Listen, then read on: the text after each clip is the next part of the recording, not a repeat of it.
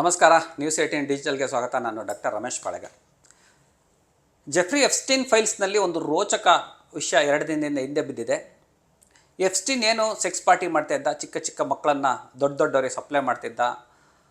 ತನ್ನ ಆ ದ್ವೀಪದಲ್ಲಿ, ಕೆರೆಬಿಯನ್ ದ್ವೀಪದಲ್ಲಿ ವಿಲ್ಲಾಗಳಲ್ಲಿ ಮಕ್ಕಳನ್ನು ಹೇಗೆ ದುರ್ಬಳಕೆ ಮಾಡಿಕೊಂಡು ಸಪ್ಲೈ ಮಾಡ್ತಾಯಿದ್ದ. 11ರಿಂದ 17 ವರ್ಷದ ಹೆಣ್ಣು ಮಕ್ಕಳನ್ನೇ ದೊಡ್ಡ ಗಣ್ಯರಿಗೆ ಸಪ್ಲೈ ಮಾಡ್ತಕ್ಕಂಥದ್ದು ಸೋಷಿಯಲ್ ಮೀಡಿಯಾಗಳಲ್ಲಿ, ಮಾಧ್ಯಮಗಳಲ್ಲಿ ದೊಡ್ಡ ಚರ್ಚೆ ಆಗ್ತಿದೆ.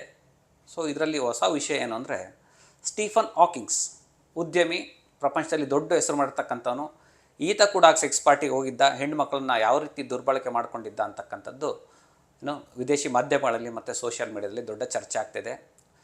ಸ್ಟೀಫನ್ ಹಾಕಿಂಗ್ಸ್ಗೆ 2 ಬೆರಳು ಬಿಟ್ಟರೆ ದೇಹದ ಯಾವುದೇ ಭಾಗಗಳು ಕೂಡ ವರ್ಕ್ ಆಗ್ತಾಯಿಲ್ಲ. ಆತ ವೀಲ್ ಚೇರ್ ಮೇಲೆ ಕೂತಿರ್ತಕ್ಕಂಥ ಒಂದು ನಿರ್ಜೀವಿ ವಸ್ತು ಥರ, ಅಂದರೆ ಜೀವ ಇದ್ದರೂ ಕೂಡ ಆತ ಯಾವುದೇ ಮೂಮೆಂಟ್ ಮಾಡೋಂಗಿಲ್ಲ. 2 ಬೆರಳು ಬಿಟ್ಟರೆ ಕೈ ಅಲ್ಲಾಡ್ಸೋಕ್ಕಾಗಲ್ಲ, ಕಾಲು ಆಡ್ಸೋಕ್ಕಾಗಲ್ಲ, ತಲೆ ಅಲ್ಲಾಡ್ಸೋಕ್ಕಾಗಲ್ಲ. ಒಂದು ರೀತಿ ಜೀವಂತ ಶವದಂತೆ ಆತ ವೀಲ್ ಚೇರ್ ಮೇಲೆ ಕೂತಿರ್ತಾನೆ. ಆತನನ್ನು ಕಡೆ ಪಕ್ಷ ಎಬ್ಬಿಸಿ ನಿಲ್ಲಿಸಬೇಕು, ಒಂದು ವಾಶ್ರೂಮಿಗೆ ಕರ್ಕೊಂಡು ಹೋಗ್ಬೇಕು ಅಂದ್ರೂ ಕೂಡ ಕಷ್ಟ.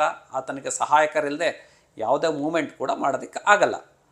ಇಂತಹ ವ್ಯಕ್ತಿ ಆ ಸೆಕ್ಸ್ ಪಾರ್ಟಿಯಲ್ಲಿ ಭಾಗಿಯಾಗಿದ್ದ ಅಂತಕ್ಕಂಥದ್ದು ಸುದ್ದಿ ಬಂದಿದೆ, ವಿಷುವಲ್ ಓಡಾಡ್ತಿದೆ. ಆದರೆ ಆ ಸೆಕ್ಸ್ ಆ್ಯಕ್ಟಿವಿಟೀಸಲ್ಲಿ ಈತ ಪಾಲ್ಗೊಂಡಿದ್ದನಾ ಇಲ್ಲ ಅಂತಕ್ಕಂಥದ್ದು ಸದ್ಯದ ಮಾಧ್ಯಮಗಳಲ್ಲಿ ದೊಡ್ಡ ಚರ್ಚೆ ಆಗ್ತಾಯಿದೆ. ಸ್ಟೀಫನ್ ಹಾಕಿಂಗ್ಸ್ 232 ಸಲ ಆ ದ್ವೀಪಕ್ಕೆ ಹೋಗಿದ್ದ, ಆ ಸೆಕ್ಸ್ ಪಾರ್ಟಿಯಲ್ಲಿ ಪಾಲ್ಗೊಂಡಿದ್ದ ಅಂತಕ್ಕಂಥದ್ದು ಸ್ವತಃ ಎಪ್ಸ್ಟೀನ್ ಮಾಡಿರ್ತಕ್ಕಂಥ ಸ್ಟೇಟ್ಮೆಂಟಲ್ಲಿ ಮತ್ತು ಆತ ಮೇಲ್ ಮಾಡಿರ್ತಕ್ಕಂಥದ್ರಲ್ಲಿ ಈ ವಿಷಯ ಬಹಿರಂಗ ಆಗಿದೆ. ಒಂದು ನಿರ್ಜೀವಿಯಾಗಿರ್ತಕ್ಕಂಥ, ಜೀವನೇ ಇಲ್ದಿರತಕ್ಕಂಥ ವ್ಯಕ್ತಿ, ಶವದಂಥ ವ್ಯಕ್ತಿ 232 ಸಲ ಸೆಕ್ಸ್ ಪಾರ್ಟಿಯಲ್ಲಿ ಭಾಗವಹಿಸ್ತಾನೆ ಅಂದರೆ ಆ ಪಾರ್ಟಿ ಪ್ರಪಂಚದ ಲೆವೆಲಲ್ಲಿ ಯಾವ ಮಟ್ಟದಲ್ಲಿ ಅದು ಹೈಪ್ ತಗೊಂಡಿತ್ತು, ಅಲ್ಲಿಗೆ ಹೋಗೋದು ಒಂದು ಎಷ್ಟು ದೊಡ್ಡ ಪ್ರತಿಷ್ಠೆ ಆಗಿತ್ತು ಗಣ್ಯರಿಗೆ ಅಂತಕ್ಕಂಥದ್ದು ಈ ವಿಷಯದಲ್ಲಿ ಗೊತ್ತಾಗುತ್ತೆ. ನಮಸ್ಕಾರ.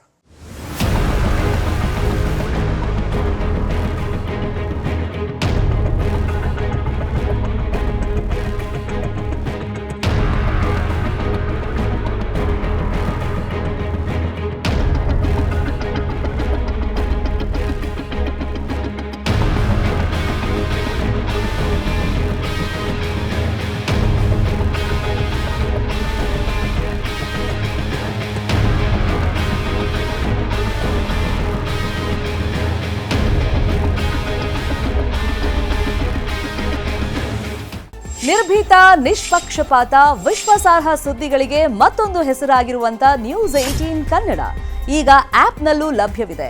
ದಯವಿಟ್ಟು ಇಲ್ಲಿರುವಂತ QR ಕೋಡ್ ಸ್ಕ್ಯಾನ್ ಮಾಡಿಕೊಂಡು ಆಪ್ ಡೌನ್ಲೋಡ್ ಮಾಡೋದಕ್ಕೆ ಮರಿಬೇಡಿ. ನಿಮ್ಮ ಬೆಂಬಲ ಹೀಗೆ ಸದಾ ನಮ್ಮೊಂದಿಗಿರಲಿ. ಧನ್ಯವಾದ.